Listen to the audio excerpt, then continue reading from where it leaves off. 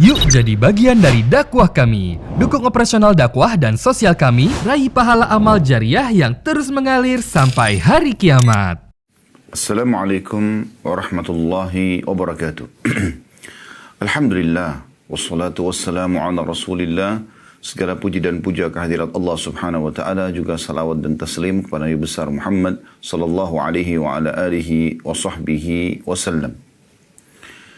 Pada kesempatan ini insyaAllah kita akan coba mengupas, walaupun waktunya sangat terbatas, sekitar setengah jam, kita akan membahas sebuah bahasan yang cukup besar, yaitu peran istri dan ibu. Untuk membahas peran istri saja kita membutuhkan waktu yang cukup lama, mungkin berhari-hari untuk menyelesaikannya, apalagi membahas tentang peran ibu. Tapi saya akan coba, saudaraku seiman, memberikan Anda intisari-intisari yang digambarkan dalam syariat Islam tentang istri dan juga ibu. Poin pertama, saudariku muslimah, terutama Anda, kami fokus sebutkan, prestasi terbaik dalam hidup setiap wanita adalah pada saat dia berstatus istri. Dan dia akan naik pangkat tanda kutip, menjadi lebih mulia lagi pada saat dia berstatus ibu. Kalau seandainya ada seorang wanita yang sangat cantik, paras wajahnya, tubuhnya sangat ideal, pendidikannya sangat tinggi, jalur nasabnya mulia, kemudian juga kaya raya, hampir semuanya berkumpul pada dia. Lalu kemudian dia bertemu dengan khalayak umum. Di khalayak umum itu dia ditanya, apakah sudah menikah? Kemudian dia bilang belum, maka yakinlah saudariku muslimah, dia akan jatuh di tangan masyarakat. Walaupun dia secantik apapun, orang akan bertanya, kenapa dia belum menikah? Dia kaya, dia cantik, dia pintar. Dia dari keluarga terkenal. Tapi sebaliknya, kalau ada wanita, biasa saja paras wajahnya, mungkin postur tubuh juga tidak sedemikian ideal, mungkin pendidikannya hanya SD, mungkin juga dari keluarga yang biasa saja, bukan jalur-jalur nasab yang sangat mulia atau terkenal. Tapi pada saat ditanya, sudah menikah? Dia mengatakan iya. Langsung, kedudukan dia sangat tinggi di mata masyarakat. Apalagi kalau dia sudah menggendong anak. Maka otomatis orang akan melihat orang ini mulia. Kenapa? Karena dia berstatus seorang ibu. Itu bisa Anda saksikan dan rasakan di tengah-tengah masyarakat. Dan memang dalam Islam seperti itu keadaannya. Untuk menjadi seorang istri, kita akan mulai dulu dari istri kemudian baru ibu. Maka melalui proses pernikahan. Dan ini adalah sebuah ibadah yang sangat mulia di sisi Allah subhanahu wa ta'ala. Allah berfirman dalam surah An-Nur, Anda bisa buka di aplikasi Al-Quran di handphone Anda, surah nomor 24 ayat 32, yang bunyinya, A'udzubillahi minasyaitonirrajim, Bismillahirrahmanirrahim, wa ankihul ayama minkum wassalihina min ibadikum wa imaikum, iyakunu fuqara yughnihimullah min fadlihi wallahu wasi'un alim. Nikahkanlah orang-orang yang masih membujang di antara kamu. Maksudnya, yang gadis, yang laki-laki yang bujang, yang gadis yang perempuan, yang bujang yang laki-laki, yang duda, yang janda, menikahlah. Dan juga orang-orang yang layak sudah menikah dari hamba-hamba sahayamu, baik laki-laki maupun perempuan. Jika mereka miskin, maka Allah akan memberi kemampuan kepada mereka dengan karunia-Nya. Allah maha luas pemberian dan lagi maha mengetahui. Artinya dari ayat ini kita bisa lihat bagaimana ada perintah oleh Allah subhanahu wa ta'ala agar menikah. Selanjutnya teman-teman sekalian juga hadis Nabi SAW yang masyhur, yaitu hadis yang berbunyi, An-nikahu sunnati. Nikah adalah bagian dari sunnahku. Faman ragiba an sunnati falaysa minni. Siapa yang menolak sunnahku, tidak mau menikah, bukan dari golonganku. Artinya ciri khasnya orang Islam justru pada saat dia berstatus istri ataupun berstatus suami. Dia menikah. Dia mengikuti sunnah Nabi SAW. Kemudian beliau mengatakan, menikahlah.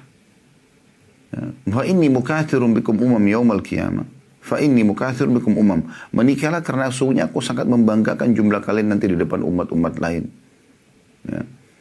Dan jangan kalian menjadi seperti pendeta Nasrani yang mereka tidak menikah.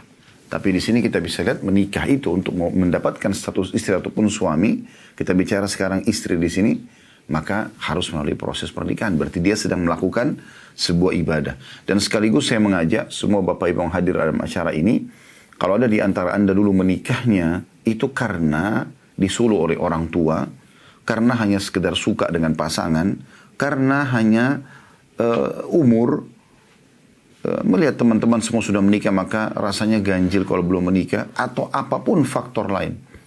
Selain niat, karena itu adalah perintah agama, diubah niatnya. Di saat ini, di detik ini, anda ubah niat anda. Niatnya karena memang ini adalah perintah Allah dan Rasulnya. Ini adalah ibadah. Mulai dari akad nikah, saudaraku seiman, sampai nanti anda meninggal, semua ini adalah pahala.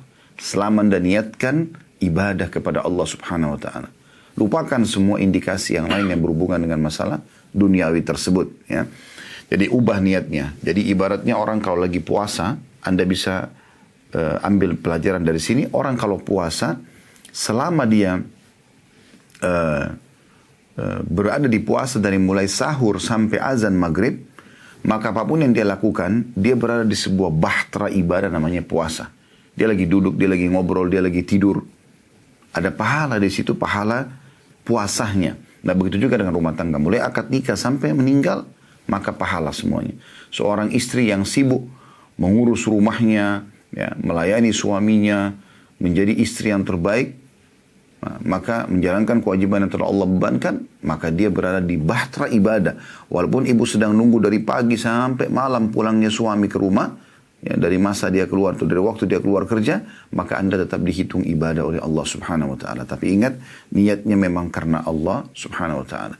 Dan hadits ini diriwayatkan oleh Baihaqi di jilid 7 halaman 78 dan disahihkan oleh Syekh Albani. Juga hadis Nabi SAW yang masyhur, hadis Bukhari, ya ma'syara syabab man istata' minkum al-ba'al falyatazawwaj. Wahai sekalian anak muda, sampai di antara kalian yang sudah mampu biologis, siap menjadi seorang istri, siap menjadi seorang suami, ya tidak ada hubungannya sama harta di sini atau jabatan, maka falyatazawwaj, menikahlah. Fa innahu aghaddu lil basar wa ahsanu lil farj, karena dia akan menjaga pandangan mata dari yang haram dan juga menjaga kesucian kemaluan, ya. Wa man lam yastati' fa alayhi bis-shaum, siapa yang belum mampu maka dia sebaiknya puasa.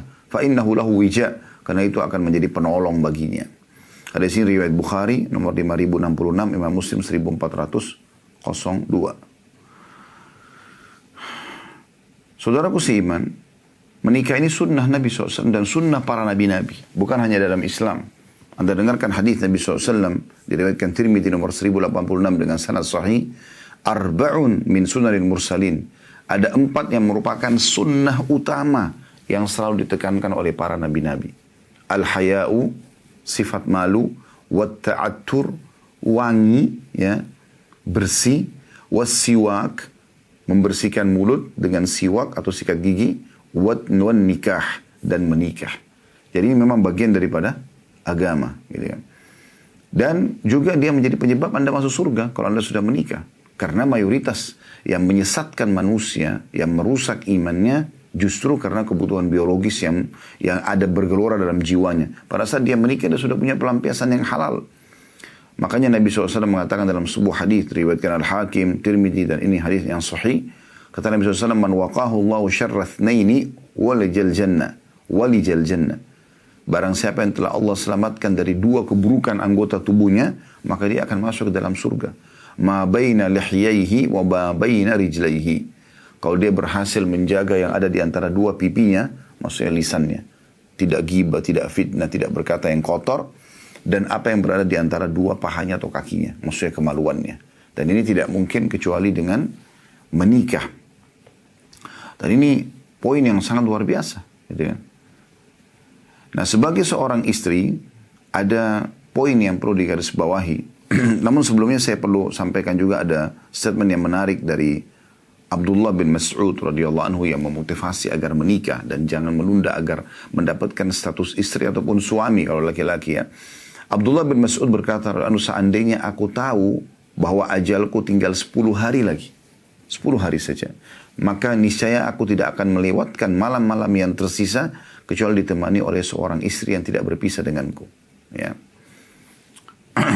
Begitu juga Imam Ahmad ditanya rahimahullah, apakah seseorang akan diberikan pahala bila mendatangi pasangannya sedangkan dia lagi tidak bersyahwat, dia lagi tidak pengen, tidak mood, tapi dia harus layani pasangannya. Kata Imam Ahmad, iya, demi Allah pasti dapat pahala. Karena di asal dia bisa niatkan untuk mendapatkan anak, atau dia bisa mengatakan, ini pasangan saya membutuhkan, masih muda, kenapa saya tidak memberinya pahala? Ya. Sebagai seorang istri, saudaraku seiman, ada hal yang perlu Anda ketahui dan Anda sadari, yaitu tentang kewajiban Anda. Dan ini hal yang sangat mendasar. Saya pada saat menikah, saya membahasakan kepada istri saya, kalau ibarat saya sama kamu ini pegawai, supaya mudah difahami ya, di bawah sebuah perusahaan namanya rumah tangga. Dan owner, pemilik perusahaan itu adalah Allah. Kapan saya menjalankan kewajiban saya dan kamu pun menjalankan kewajiban dengan baik, maka saya dan kamu akan mendapatkan balasan dari Allah subhanahu wa ta'ala. Ya. Kita akan dapat hal yang baik. Ya. Balasan yang baik. Ibaratnya kalau kerja di perusahaan itu ada dapat gaji. Ya. Makanya Allah penuhi kebutuhan biologis kita. Ya, Allah berikan kita ketentraman jiwa, karena ada pasangan, ada teman kita curhat, ada teman kita ngobrol, ada teman kita bersama-sama ya. Baik, saya ringkaskan segera. Yang poin kewajiban Anda yang pertama adalah Anda taat dan mencari keridhaan suami. Ini poin yang sangat penting ya. Dan jadikan itu sebagai tujuan utama Anda sebagai seorang istri. Suami Anda tidak usah lagi dilihat dia secara fisik ya, figur, tetapi dia adalah orang yang sudah Allah jadikan sebagai jembatan Anda, jalan tol Anda menuju ke surga. Layani dia, penuhi kebutuhannya, cari keridhaannya hanya karena perintah Allah. Karena setiap muslim bermuamalah dengan Tuhannya Allah, bukan dengan manusia. Begitu juga kita pada saat bakti sama orang tua misalnya, bukan karena orang tua kita, tapi karena perintah Allah pada orang tua kita. Allah yang perintahkan itu. Jadi semua ibadah yang kita lakukan itu karena Allah subhanahu wa ta'ala. Renungi hadis ini saudari muslimah, di poin kewajiban Anda pertama, ketaatan dan mencari ridha suami adalah hadis riwayat Muslim. Kata Nabi SAW, bila seorang wanita menjaga 5 waktu sholat, nggak disebutin sholat sunnah nih, cuma subuh, duhur, asar, maghrib, isya, berpuasa Ramadan. Puasa Ramadan berarti puasa yang wajib saja, tidak disebutkan puasa Senin Kamis, puasa sunnah yang lain, dan melayani dan mentaati suaminya pada hal-hal yang tidak melanggar agama. Tolong temani saya di sini, tolong makan sama saya, ayo pergi. Semuanya hidupnya kalau ketemu sama suaminya, untuk suaminya. Dia melayani karena Allah.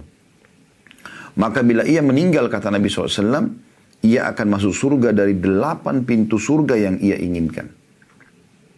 Jadi ini keutamaan yang luar biasa. Kemudian dalam hadis riwayat Tirmidzi kata Nabi SAW, tidak ada seorang istri pun yang meninggal dunia lalu suaminya ridho. Ridho ini kayak merasa kehilangan. Karena selama hidup itu luar biasa. Mau apapun suaminya dia selalu penuhi selama itu tidak melanggar agama. Maka kata Nabi SAW, tidak ada seorang istri pun yang meninggal dunia kemudian suaminya ridho. Merasa kehilangan kecuali pasti ia masuk surga. Dapat jaminan ini. Dan dalam riwayat yang lain, ini perlu digarisbawahi karena banyak sekali wanita terjerumus dalam ancaman ini. Waktu Nabi SAW berceramah di depan para wanita pada saat itu, di kota Madinah, beliau mengatakan, aku diperlihatkan neraka dan aku melihat mayoritas penghuninya adalah kalian kaum wanita. Maka kata Nabi SAW, kalian para wanita karena kalian kufur. Kata seseorang, ya Rasulullah, apakah ya mereka kufur kepada Allah? Kata Nabi SAW, bukan. Tapi mereka kufur terhadap pemberian kebaikan suami. Mereka memungkiri. Ya. Bila seseorang berbuat baik padanya seabad, ya, suami buat baik sama dia. Dia haus, selalu ada dispenser air, selalu siap. Sudah sekian tahun. Dia butuh air, maaf, buang air besar, buang air kecil di kamar mandi, pengen mandi, semuanya sudah siap, air selalu ada, sampo, sabun selalu ada. Dia merasa gerah, ada AC di rumah, dia ingin keluar, ada kendaraan, ada pembantu-pembantu di rumah, semuanya diberikan fasilitas oleh suaminya. Kemudian dia pungkiri.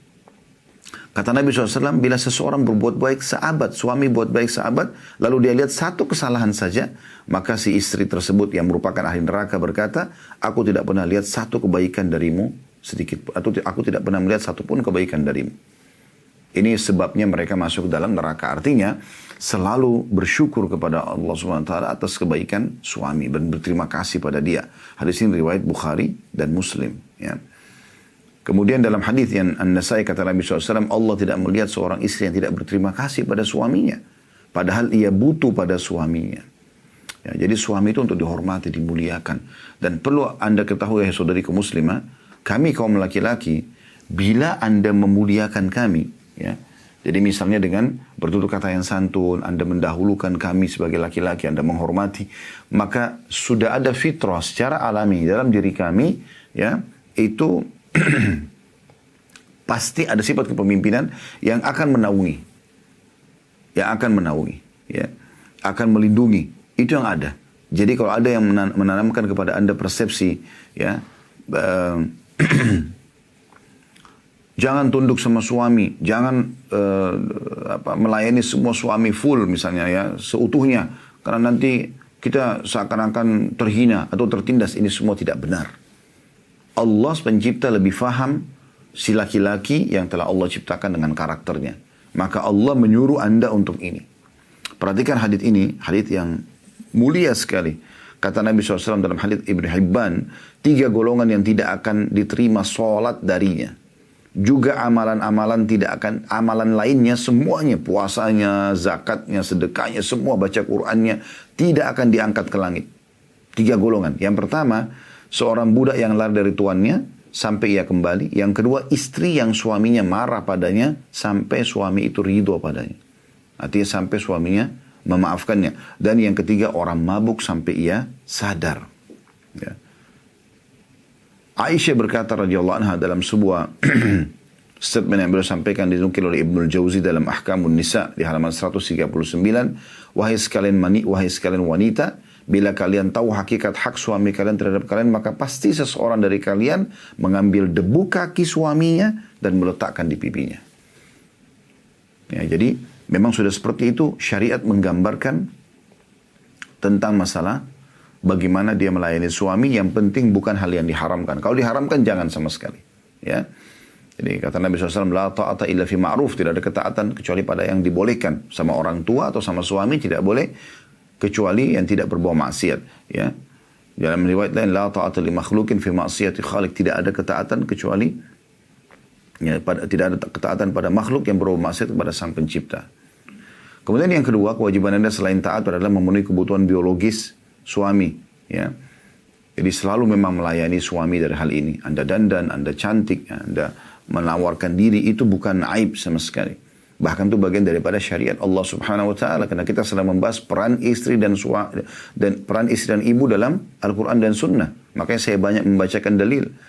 Dalam sebuah hadis yang riwayat Ibnu Hibban, kata Nabi SAW, bila seorang suami memanggil istrinya ke ranjang, ini bahasa kiasan untuk biologis, sedang si istri sedang dicorong asap rumahnya, maka seharusnya istri segera menjawab panggilan suaminya, melayaninya dengan baik, ya. Dalam sebuah riwayat lain, pernah ada seorang wanita datang kepada Aisyah radhiyallahu anha lalu berkata, wahai Aisyah, apakah kami tetap punya kewajiban melayani suami kami dalam biologis sementara kami sedang tidak mood, sedang jengkel? Kata Aisyah, iya. Sampai kalau kalian sudah di atas tunggangan, di atas unta, kalau kita sekarang di atas mobil sudah rapi, sudah dandan, ya, sudah rapi, maksudnya bukan dandannya, tapi sudah rapi di sini, sudah mau keluar, lalu suami panggil, tetap dia harus melayaninya.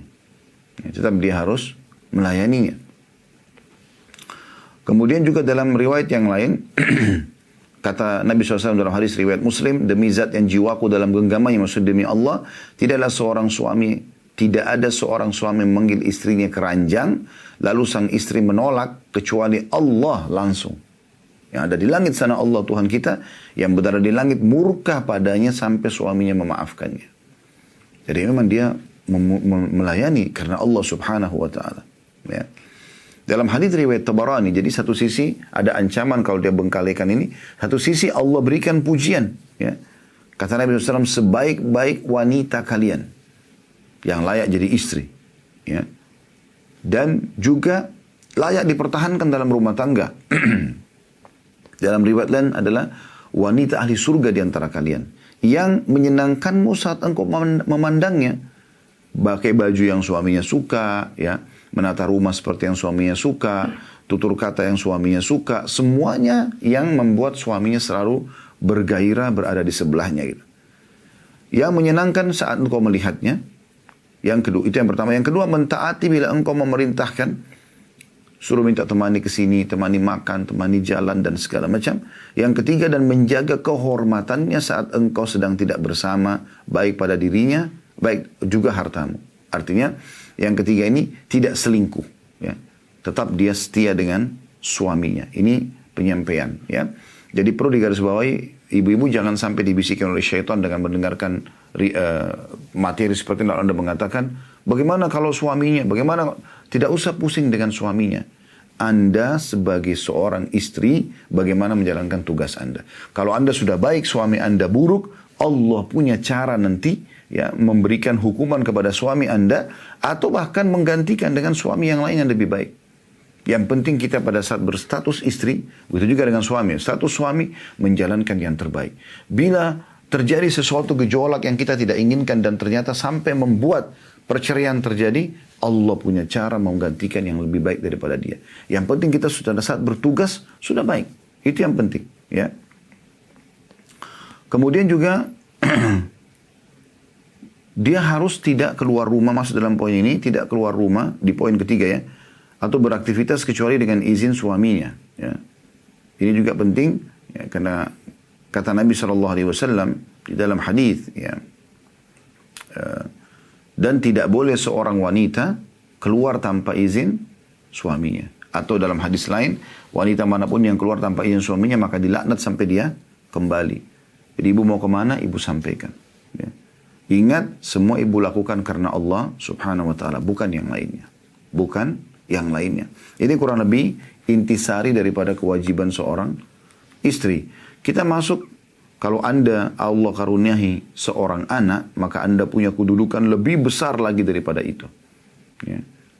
Tapi ingat, tetap suami nomor satu. Karena ada sebagian ibu-ibu, mereka selalu berpikir, yang penting anak, yang penting anak. Tidak, yang penting suami. Anak nomor dua. Karena suami dihubungkan dalam syariat Islam, ya, dengan masalah keimanan Anda kepada Allah subhanahu wa ta'ala. Balasan Allah yang baik kalau bagi istri yang salihah, yang patuh, atau hukuman Allah akan datang kepada Anda. Ya.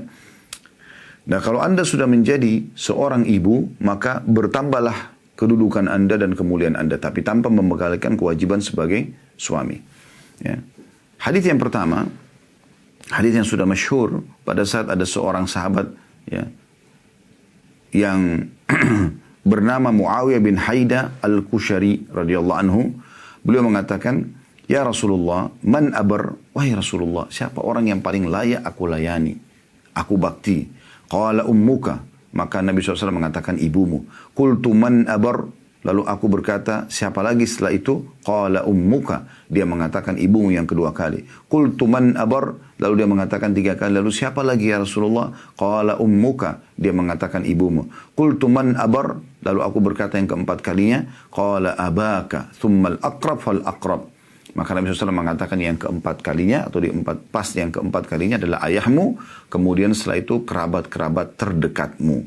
Dan hadis ini, ya, hadis yang sahih. Kemudian juga Nabi SAW menyampaikan dalam sebuah hadis yang diriwayatkan Ibnu Majah juga dengan sahih, Inna Allah yusikum bi ummahatikum thalathan. Sesungguhnya Allah mewasiatkan kalian agar berbuat baik kepada ibu kalian sampai 3 kali. Inna Allah yusikum bi abaikum. Kemudian Allah mewasiatkan kalian juga bakti kepada ayah kalian. Inna Allah yusikum bil aqrabi fal aqrab. Sesungguhnya Allah setelah itu mewasiatkan kalian agar berbuat baik kepada kerabat-kerabat terdekat kalian. Cuma perlu digarisbawahi di poin ini saudaraku seiman. Kalau kita disuruh baik bakti sama ibu. Iya, benar. Tapi jangan karena hadis ini Anda salah faham. Lalu Anda membengkalikan ayah Anda. Ada hal-hal yang ibu tidak ada ikut campur dalam hak ayah. Seperti misalnya nasab. Jalur nasab. Walaupun saya wajib bakti sama ibu saya, tapi ingat, nasab saya tetap kepada ayah. Ya, misalnya nama Anda Aisyah, ya, ayah Anda bernama Yusuf. Ya. Ibu Anda bernama Hafsah, tetap Anda Aisyah, ya, binti Yusuf. Tidak bisa dinisbatkan kepada Hafsahnya, karena Anda punya ayah. Gitu kan? Begitu juga dengan kasus pernikahan. Kata Nabi SAW, wanita manapun yang menikahkan dirinya tanpa izin walinya, ayah kandungnya, nikahnya batal, walaupun ibunya setuju. Tapi dalam pelayanan, dahulukan ibu. Dalam pelayanan, didahulukan ibu. Misalnya ayah ibu mengatakan, nak ambilin ibu air. Ayah mengatakan, nak ambilin ayah air, kita dahulukan ibu. Kemudian dalam riwayat yang lain, Atha bin Yasar rahimahullah, seorang tabi'in mengatakan, bahwasanya Ibnu Abbas pernah satu hari kedatangan seseorang. Ya. Annahu atahu rajulan, an Ibnu Abbas radhiyallahu anhu atahu rajulan, annahu atahu rajul faqala inni khatabtu imra'atan fa'abat an tankihani. Orang itu mengatakan, aku telah melamar seorang wanita tapi dia nolak untuk menikah dengan aku. Wa khatabaha ghairi fa'ahabbat an tankihahu. Lalu ada laki-laki lain yang melamarnya, kemudian dia menerima lamarannya. Perempuan itu, fagirtu 'alaiha faqataltuha. Maka aku pun cemburu pada wanita itu, lalu aku membunuhnya. Fahal li min taubah. Maka orang itu mengatakan, apakah aku masih bisa taubat? Maksudnya amal apa nih aku harus lakukan supaya bisa diterima taubatku? Qala ummuka hayyah. Apakah ibu masih hidup? Qala la. Orang itu mengatakan tidak. Qala tub ila Allah azza wa jalla. Maka kata Ibnu Abbas, kalau gitu taubat saja kepada Allah. Wa taqarrab ilaihi mastata'ta. Lalu mendekatkan diri kepadanya semampumu. Fadhahabat fasa'altu Ibnu Abbas. Kata Atha, lalu orang itu pergi. Kemudian saya tanya Abdullah bin Abbas, ya. Lima sa'altu an hayati ummi. Kenapa Anda tanya tentang ibunya masih hidup atau tidak?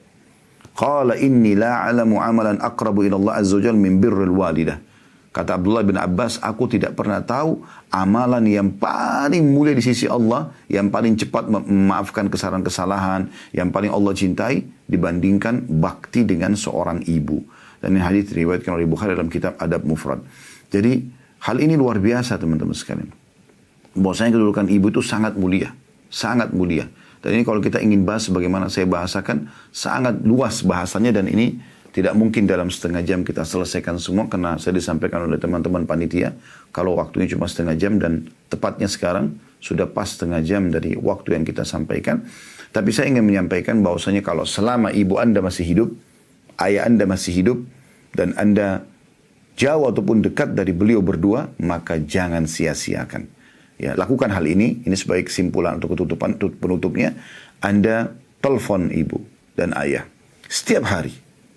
Kalau Anda sibuk sekali, WA. Minimal tanya kabar mereka dan minta doa. Minimal sekali. Ya. Dan ini sebuah hal yang luar biasa. yang merupakan ibadah yang luar biasa. Menggembirakan hati mereka adalah ibadah. Ya. Kalau Anda terima gaji akhir bulan, kirimkan sesuatu. Berikan sesuatu. Ya. Lunasi utangnya. Jenguk kalau dia sakit. Ya. Gembirakan hatinya. Jangan sampai Anda sudah pindah dari kampung Anda ke kota, kemudian Anda bengkalikan orang tua. Anda lebih gembira kalau seandainya teman atau sahabat Anda yang telepon daripada ibu Anda yang telepon atau ayah Anda yang telepon. Kalau orang tua telepon, sudah ya ibu, sudah ya ayah, saya lagi sibuk. Tapi kalau sahabatnya telepon, tidak ada kata-kata sibuk. Nah ini bahaya sekali. Satu sisi Anda disuruh berbakti, sisi yang lain Anda diharamkan untuk durhaka kepada kedua orang tua. Jadi amal yang luar biasa adalah berbakti kepada orang tua. Maka bergembiralah Anda wahai ibu. Kalau Anda status istri Anda mulia, Anda status ibu juga Anda mulia. Di satu sisi Anda bisa kejar surga dari suami. Di sisi yang lain kalau Anda didik anak Anda dengan baik, tentu ada bahasan tentang hak anak ya. Anda harus mengurusnya, merawatnya. Maka Anda akan mendapatkan bakti yang mulia dari si anak tadi. Allahu a'lam. Ini bahasan kita insya Allah. Sampai di sini saya sampaikan karena memang keterbatasan waktu. Subhanakallahumma bihamdika asyhadu an la ilaha illa anta astaghfiruka wa atubu ilaik. Wassalamualaikum warahmatullahi wabarakatuh.